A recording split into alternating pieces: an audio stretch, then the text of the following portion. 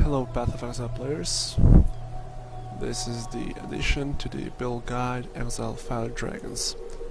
So in this video I'd like to try at least to talk fastly about things that I could add to the build. In basis the build is about, well, having a simple, effective, easy and cheap to make Templar that has like 2 fire totems, flame totems, and here I just like to add on a few points. So first point is defenses. A lot of people complain about having no armor, evasion or block. You can get that, but I didn't focus in because my gear, for example, as you can see here, is pretty bad. I mean, it's not that great. For example, my ward scepter here doesn't even have a lot of spell damage. My shield doesn't have any spell damage too, or mana regen. It's all mostly self-found. Rings are, yeah. Anyhow, so I'd like to say how this build does its defenses. It's purely on the playstyle. You have 2 totems that attack, you're not attacking yourself, and you have 2 meat shields to do job for you. And 95% of times you don't get hit. Aside from that, you can do following things. I suggest if you get a bit more currency or you can farm, do the ES hybrid armor evasion for most of your gear, like here if you don't have these unique, and like high armor on the belt if you can. Aside from that, you can get the +2 to cold and +1 to levels of scepter for your arctic armor. That helps. You can do molten shell plus life leech combo. That helps a lot if you can use it. Like I use just basic molten for added armor. In addition to granite flask, you should overcap your res because a lot of things in this game, including the elemental weakness mod on the maps, does it. So you should be having like 150 of all. Like my res are currently pretty bad because when I bought the local defiance I didn't really care about my res, so my res isn't even capped and my chaos is awful. And you can use, I suggest, like purity of elements or purity of fire or lightning if you need during leveling. If your res isn't capped and you don't have like currency to trade. On the offensive side, I am running currently Flame Totem, Fire Penetration, Faster Casting and GMB. I ran this setup with LMP recently, like I beat Invasion with that because I needed the rarity to get just a bit better gear. Crap. Anyhow, so you can add few gems to your 5 link or 6 limb setup. That would be a good choice. Good choice would be added chaos, faster projectiles for more reach and more damage, and a little worse would be like Iron Will, unless you get like a lot of strength. Knockback, that would be for sport. I just don't like it because I like the shotgun stuff. And blind, like blind and faster projectiles, and maybe even like career ward here. That's trolling and OP, and you just don't need armor. In my opinion, if you get like blind plus faster projectiles, you don't need armor because Flame Totem's got 8 attack speed per second, I think, about that with faster casting at least. So that's for the offense. Flasks, I suggest when you get to Act 1 Merciless, you farm for your gear, your res and flask. So at least, I suggest at least 1 20 quality flask saving. I run 2 because I suggest 2. And aside from that, if you get like Local Defiance or Mind of Matter, you get a hybrid or mana, and there you can run like Quicksilver and Granite, and maybe even like Ruby, Sapphire, Topaz. On auras, I run only like Clarity and Discipline, of course. Arctic Armor, that's a buff. So Clarity is mandatory, Discipline only when it's high level. And in addition, you can run Purities if you need. On low level, I suggest on gear to have Evasion.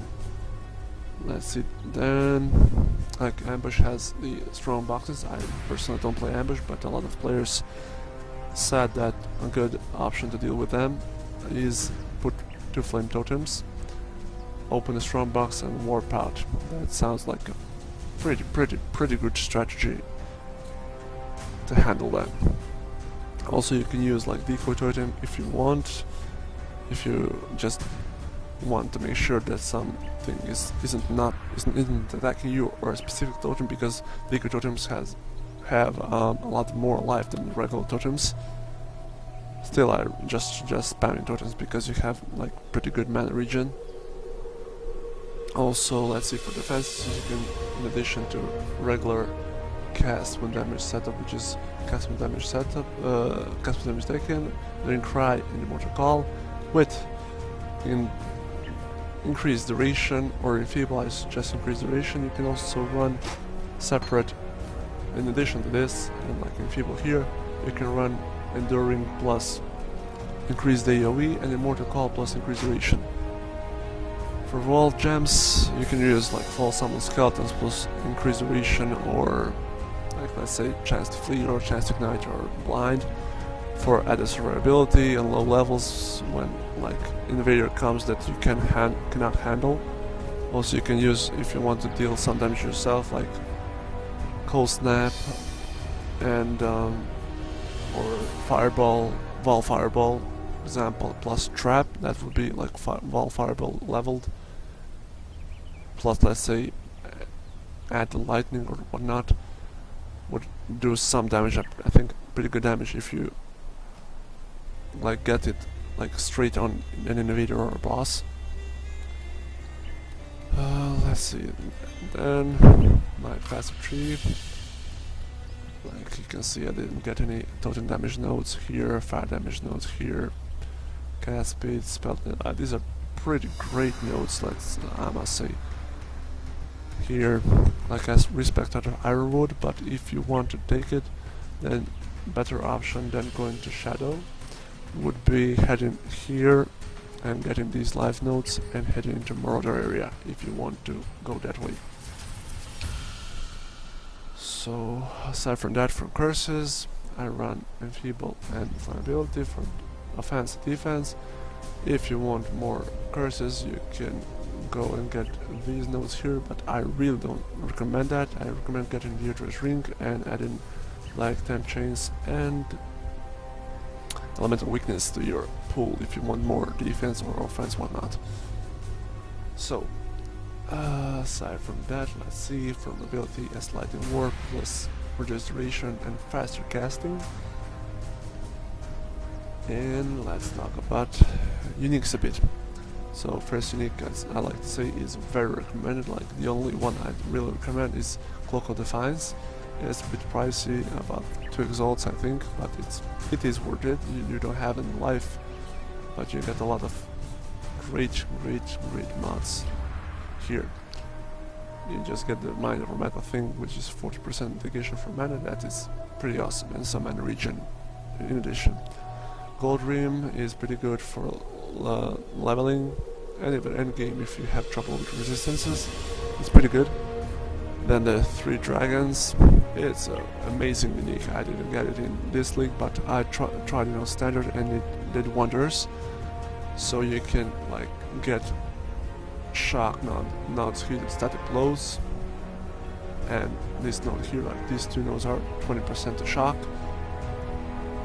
and link your totem setup with that lightning gem. And I was actually hitting here for these 12% max life nodes and bit of regen, and you can get here like the shock node, and it will make a pretty good like damage buff against regular mobs, white, blues and yellows, not so much against bosses. Then Crew Reward would be pretty good for leveling, especially if you use Blind. Void Eye, that's... yeah, you could do that, but yeah, it's pretty expensive for what you get. You get level 25 Arctic Armor max, that is about 300 negation of fire and fizz. I only get like 102, so yeah, that's a big difference. Another thing would be, if you want overall more tanky character, I just built one that focuses on the off chance that you get smacked like a lot, that you can survive. You can get this like 5.5k or 6k without much trouble, and here to 2 or maybe 3, even 3k if you run just clarity, so that's effective 8k life, let's say. That's pretty massive. So, but if you want overall more tanky character, you can do the following. You can get like Cybel's Paw, Lazar, the Stone of Lazar, and the Wrath Pit's Globe. So that, and you get like these notes here and these notes here, and it will increase your overall survivability if you like to get more in combat. But yeah, I still suggest you like stay back and let everyone and everything else deal damage and have fun with it. Just lay back and just watch, eat popcorns or whatnot. You can also get Sapphil's Frame, and that would be pretty much it. I don't think I forgot anything. So let's like run something. Let's run Docs. My res, yeah, it's not cat, but I should do pretty good just for demonstration. My DPS is awful because I don't have spell damage on my shield, no mana regen on it. The spell damage on my wand is like 50, it's pretty bad, but it manages. So let's see, Arctic Armor, Clarity, Discipline, and I have like effective 5k life pool with that, which is enough for me. And everything dies so fast. Even if my totems die fast, they still... you can resurrect them pretty fast because I have, let's see, about 250 regen. And you really rarely get damage because of the playstyle. And with crappy damage, as I said, I feel it's enough for general content. And if you need to get away from this bad situation, you just slightly warp out, warp, not, just stay there and watch. Just do like that.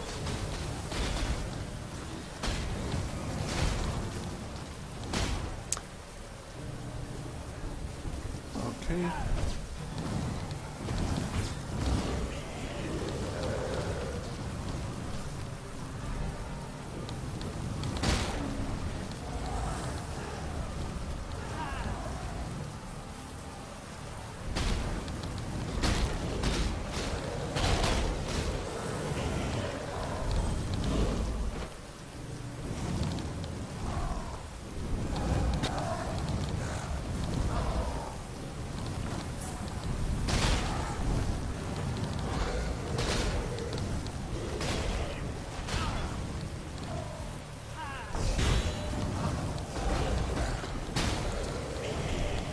As you can see, most of the time, even if I get hit, I don't get hit for a lot. Yeah. That's why I said I don't really need much of armor or evasion. That's why I stack my life. Oh, jeez.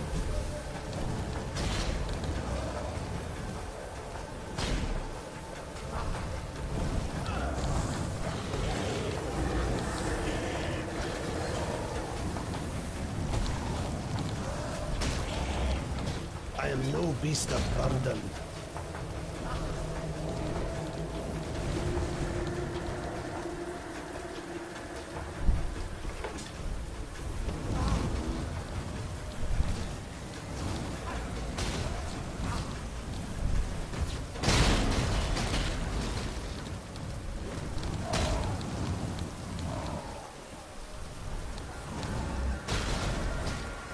Their speed is pretty good considering the investment.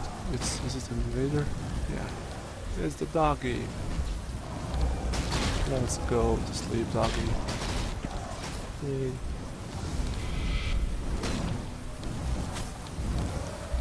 I am no beast of burden. Yeah. Anyhow, I think that is pretty much it.